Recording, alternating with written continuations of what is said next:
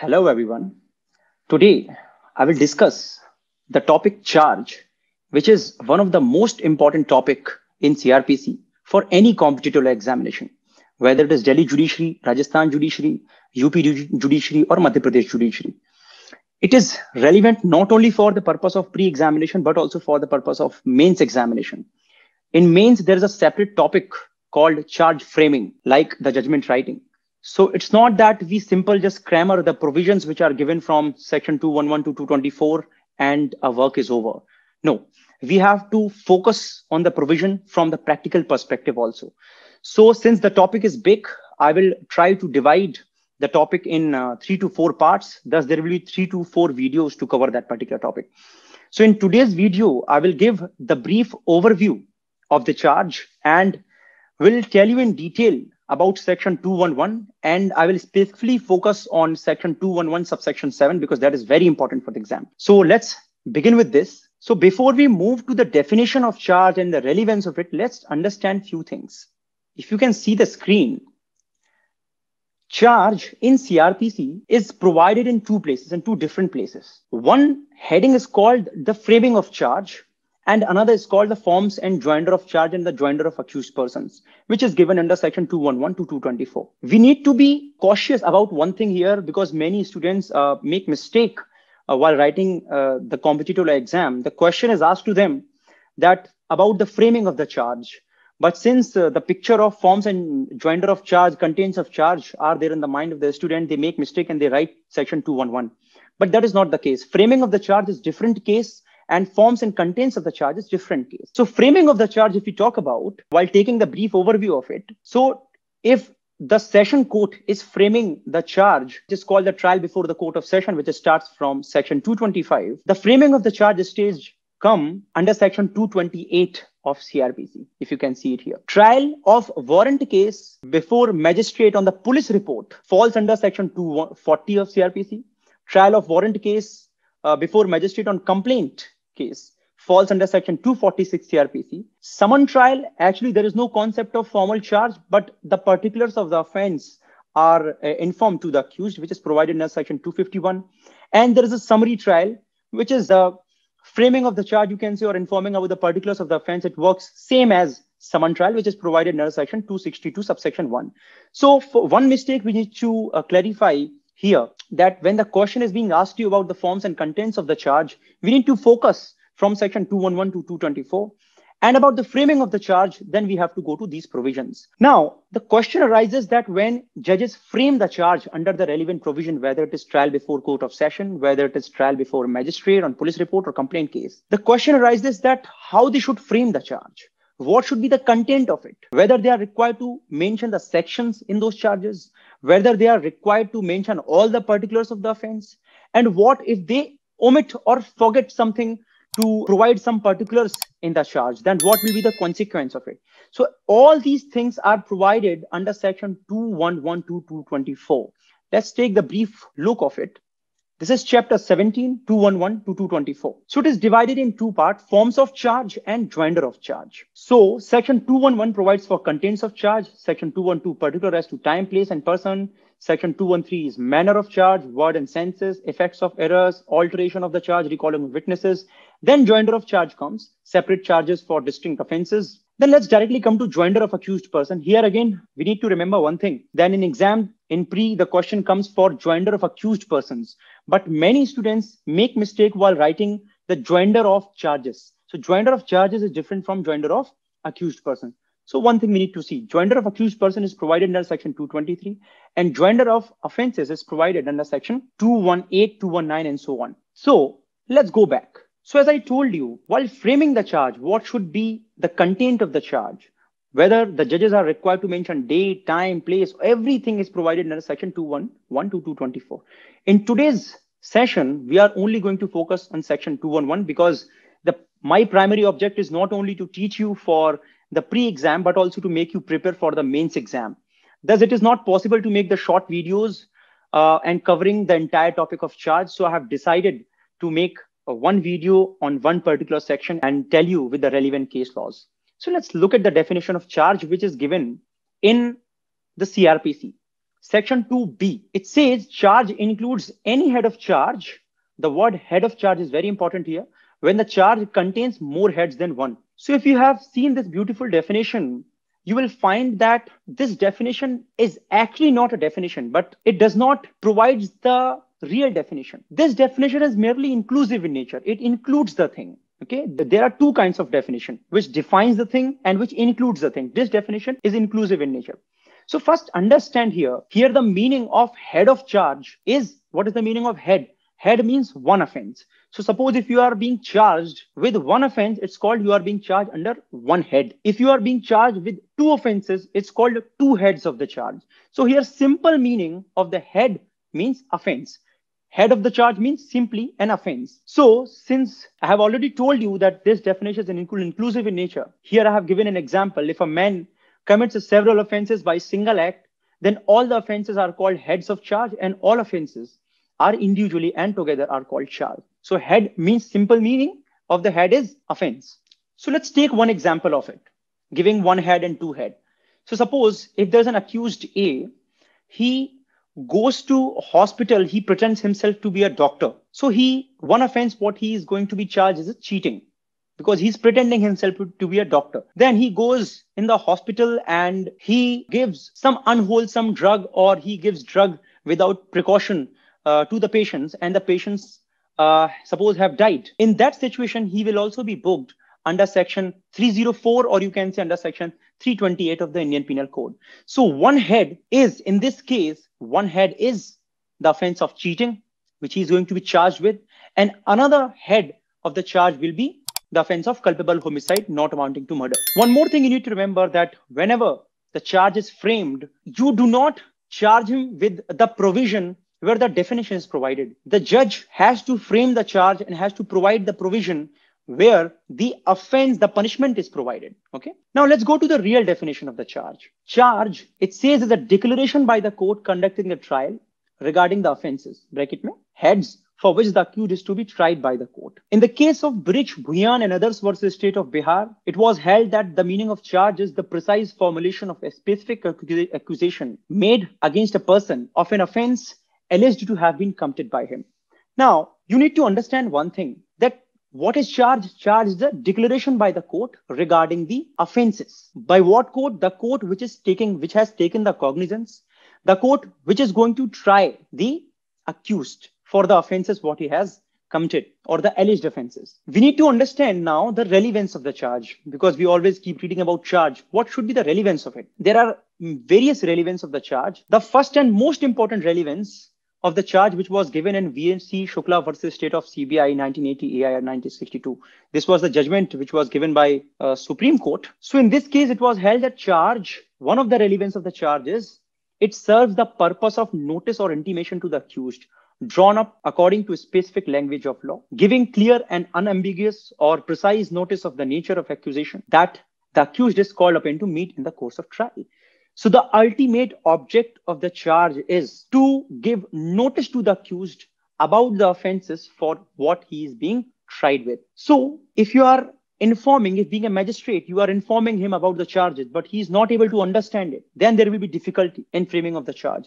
The ultimate object is to tell him, to give him notice about the charges, about the offenses. So for example, the question here arises that what if judge who's framing the charge, if he commits some mistake, suppose if he is not able to put the section, if he is not able to put some important contents in the charge, then what will happen? Then that is called the immaterial defect. This will be a material defect till the time there is a failure of justice to the accused. If there is a failure of justice to the accused, in that time it will take the part of material defect. We will study that when we will go to section 215 Code of Criminal Procedure in the coming videos. So let's come back to this. One of the purposes, as I told you, is to send intimation to the accused. Second, relevance of the charge is that it also tells the accused that court is competent to try the offense and the case is within the cognizance of the court. If you look at this third one, stage of charge is also relevant in the light of the principle of natural justice, which is also a part of Article 14.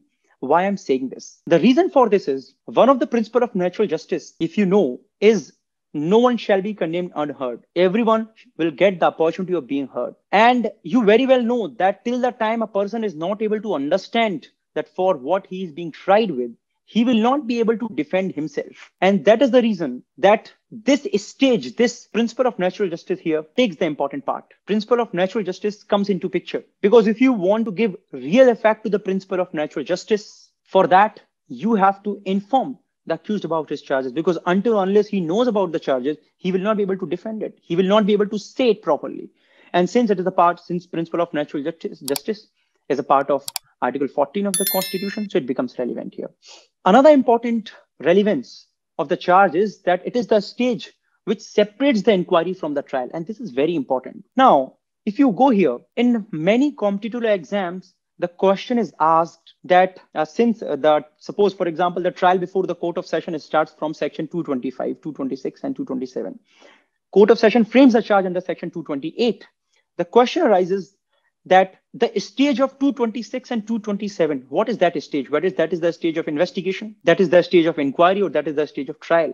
Since many students have read that trial before Court of Session is starting from section 225, they here commit mistake and they say that it is the stage of trial. But no, until or unless the judge has framed the charge, till that time, it is the stage of inquiry only. It means only after section 228, the stage of trial will come. Only after section 240, the stage of trial will come. Only after the stage of section 246, the stage of trial will come. Okay. Now, the next point is charge will be framed with an application of mind and not mechanically. This is also one of the relevant aspects. So what is the meaning of here? With an application of mind. Here, the meaning of application mind is that judge will look into the provision, judge will look into the relevance of section 211, 212, 213, judge will take care of the provisions. Judge will comply with the provisions. That is called the application of mind. He will not just simply frame the charge without complying with the provisions. So judge has to comply with the provisions. Thus, if in any case he omits, in that situation, it will be immaterial defect, as I told you, until or unless it is leading to failure of justice to the accused under section 215.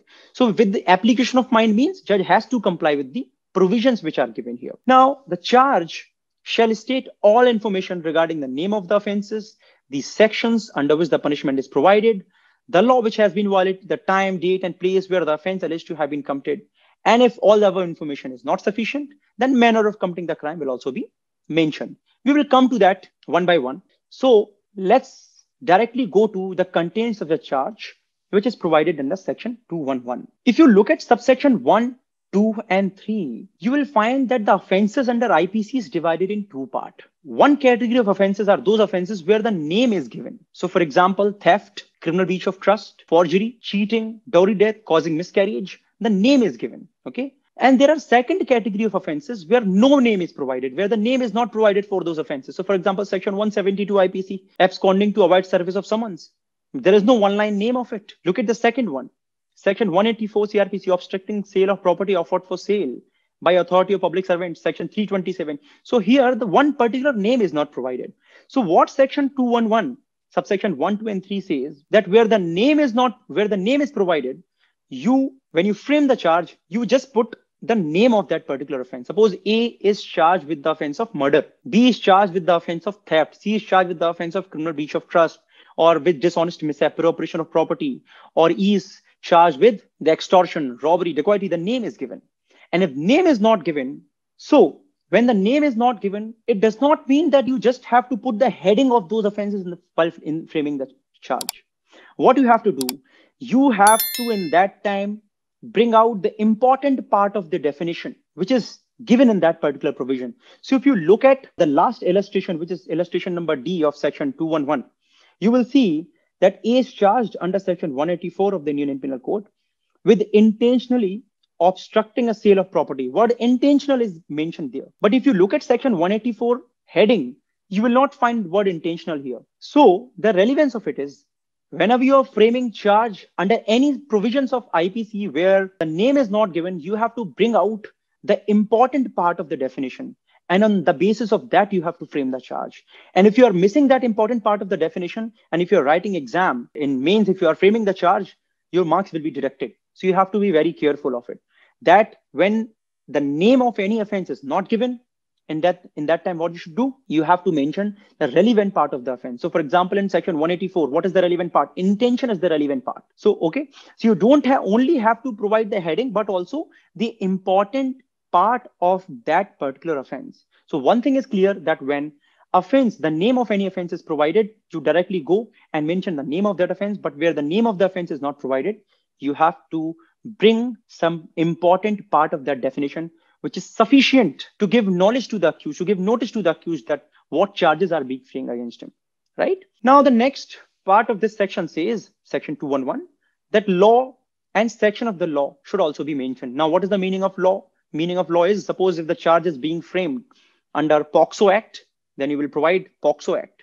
Charges being framed under Juvenile Justice Act, you will provide Juvenile Justice Act. The charges being framed under Indian Penal Code, you will provide Indian Penal Code. You know the meaning of section. Suppose if the charge is being framed under section 302 of IPC, so 302 of Indian Penal Code, section 4 of the POCSO Act, section 15 of the Juvenile Justice Act. So this is the meaning of law and section. Let's come to subsection 5 of section 211. It says charge is made. Now here I have provided this equal to. So charge is made is equal to every statement that every legal condition required by law to constitute the offense is made out.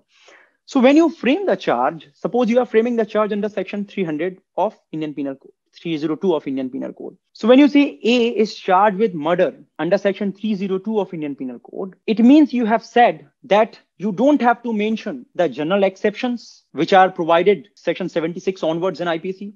You don't have to provide the general exceptions which are provided under the offense of murder, the 5 exceptions. So all those conditions are not required to be given in the charge. What is required to be given? That A is charged with murder. So you don't have to provide the exceptions. It is equally to the statement that all conditions which is sufficient to convict him in future have been met out. Okay. So you don't have to provide all these exceptions and all. Every condition you are not required to be given. Now, next provision is the charge shall be in the language of the court. Now, what is the meaning of language of the court? If suppose the charge is being framed in Bangalore or in any rural area of Karnataka, then obviously the language of the court will be Kannadiga. If the charge is being framed in UP, then it will be in Hindi. If it is being framed in Tamil Nadu, then the charge will be framed in Tamil Nadu. But it depends again on whether the accused is able to understand the language of the court or not. And suppose if the accused is not able to understand the language, the charge shall be framed in English language. There are various judgments for it. Now let's come to section 211 subsection 7, which is you can also see form number 32.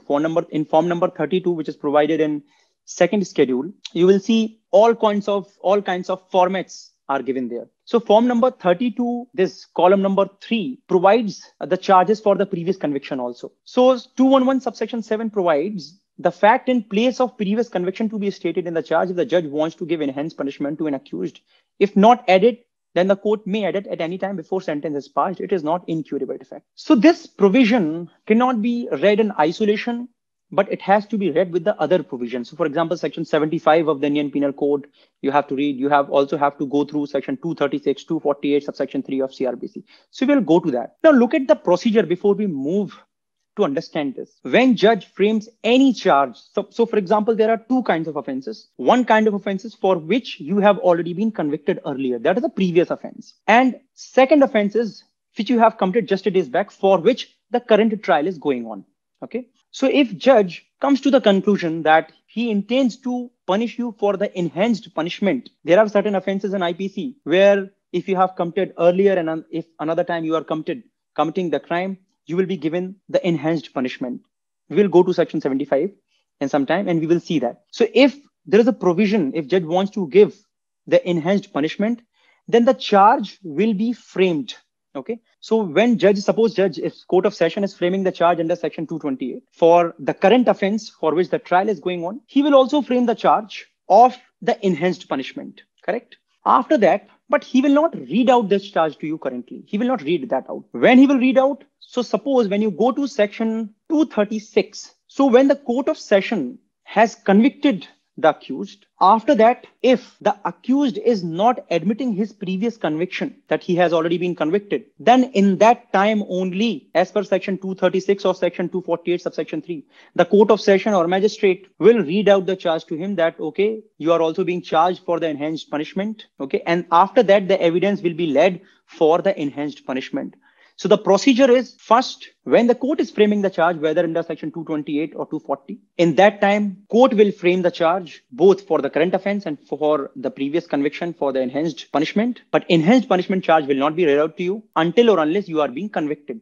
The time you are being convicted, court will not tell you the sentencing, because the sentencing order is something different, which comes after 4 to 5 days, 2 to 4 days. There is an argument on sentencing, and after that, the order on sentencing comes.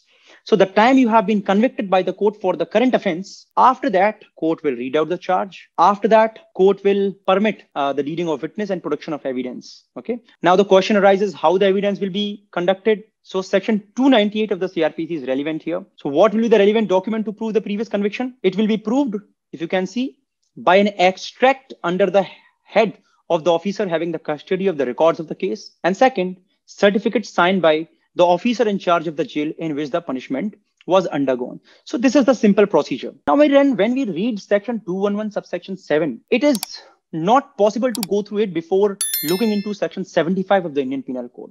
Let's understand section 75 also here. Section 75 of the Indian Penal Code is divided in two parts. It extends to chapter 12 IPC, which starts from section 230 to 263, capital A of IPC, coin and government servant, stamp offenses. And chapter 17, which is called the offenses against property, which starts from section 378 to 462 IPC, theft, extortion, dacoity, and so on. So it says you need to remember a few things when you study section 75 CRPC, because many students read and they are not able to understand it. If it says if any accused is being convicted for any offense where the punishment was 3 years and onwards, and if again he is being convicted for any offenses where the punishment is 3 years and upwards, if the offenses are falling under chapter 12 and chapter 17 only, then he will be liable for the enhanced punishment as per section 75. Now, what can be the enhanced punishment?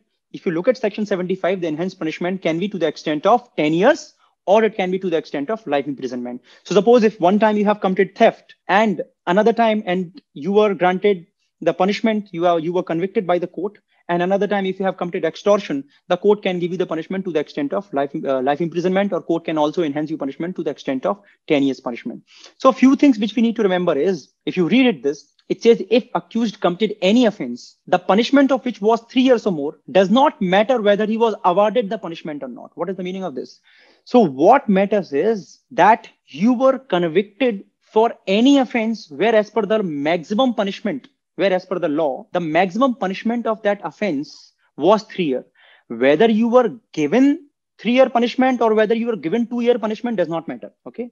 What matters is that you were convicted for the offense where the punishment of that offense was 3 years or more. Okay. So this is very important, because many people believe that if someone has been convicted for any offense, the punishment of which is 3 years, but he was only given 2-year punishment, in that time, whether section 75 will apply. Yes, in that time also section 75 will apply. Okay. So next point is A committed offense of theft, and then after 3 years, he commits the offense of cheating. Then whether section 75 will apply? Yes, it will apply. So if you are committing any offense under those two chapters, if you have committed, suppose, any offense under section 235 and you were giving 1 year punishment, and after that you have committed theft, in that time you are liable for the enhanced punishment. Okay. Next point is accused must be subsequently charged with an offense punishable with imprisonment for at least 3 years. So the previous offense also, it should be the maximum punishment of the offense should be 3 years or more. And the current offense for which you are being convicted, the maximum punishment of that offense should also be 3 years or more. So for example, section 241 is punishable with only 2 years. Okay. And section 385 punishable only with 2 years. So the question arises, suppose if someone who has been convicted for any offense, the maximum punishment of which was 2 years, then whether section 75 will apply? The answer is no. Okay. One important question I have already answered you, that to what extent the punishment can be enhanced when you are being tried for the subsequent offense, to the extent of 10 years or the life imprisonment, depends on the case to case basis and depends on the discretion of the judge. Now, there was a Law Commission report also, 42nd Law Commission report, which came in 1970. They gave recommendation that extension of section 75 IPC should not only be to these two chapters, but it should include to all the chapters of IPC. So I think that is very correct recommendation, which was made by the Law Commission of India, but it has not been taken into consideration till now by the government. So 236, I have already told you. 243, 248, I have already told you. 298. Now, section 360 and section 265 capital A to 265 capital L also becomes relevant when we study any provision for subsequent or previous conviction or subsequent offense which is being committed. Because when there is a previous conviction, section 370 provides for probation. In that time, the probation does not apply. You do not get the benefit of probation if you have committed the offenses earlier, if you have been convicted the offenses earlier. So it does not matter that whether you have committed the offense where the maximum punishment was 3 years or 2 years. It does not matter. Once you have been convicted, section 360 will not be applied. In a similar way, the chapter and the provisions of plea bargaining will not apply when you have already been convicted. So this is the relevance of it. And then section 54 of the Indian Penal Code also becomes relevant. Section 54 talks about the relevancy of the fact. If you look at the Indian Evidence Act, it is the relevancy of fact. It starts from section 6 and it goes to the extent of section 55. Section 54 is the part of the relevancy of fact. Now, what relevancy of the fact? The fact of bad character. Okay. So generally, as per the law, bad character is not a relevant factor for anything. It's an irrelevant fact. It is not a relevant fact. But in certain cases, it becomes the relevant fact. I'll give you an example. So suppose if the prosecution is saying that he has the bad character, so kindly enhance the punishment. The court will not enhance the punishment merely on that basis. But suppose if the defense is coming with this plea that he has done so many things good in his past and he is so benevolent and he is very intelligent, he has won this gold medal, he has won this silver medal in Olympic and so on. If these are the grounds which is being put forth by the defense, in that time, if suppose defense is coming up with a good character, in that time, the bad character becomes the relevant fact. So this section says if you have been convicted earlier, a previous conviction, explanation 2, a previous conviction is relevant as evidence of a bad character. So in that, so when the defense is coming up with these grounds that he was intelligent, he has done this, he has done that, in that time, the prosecution is coming up with this plea that he has already been convicted and thus he has the bad character. So in that time, section 54 becomes the relevant fact in proving the case under this section 298 and here 280, section 248 subsection 3 and section 236 of CRPC. Okay. So I hope that you have understood the provision of section 211. If you get any doubt, kindly write down in the comment box. And if you want these notes which I'm sharing here, you can also in the comment box put your email ID. So I will share these notes with you. Thank you so much.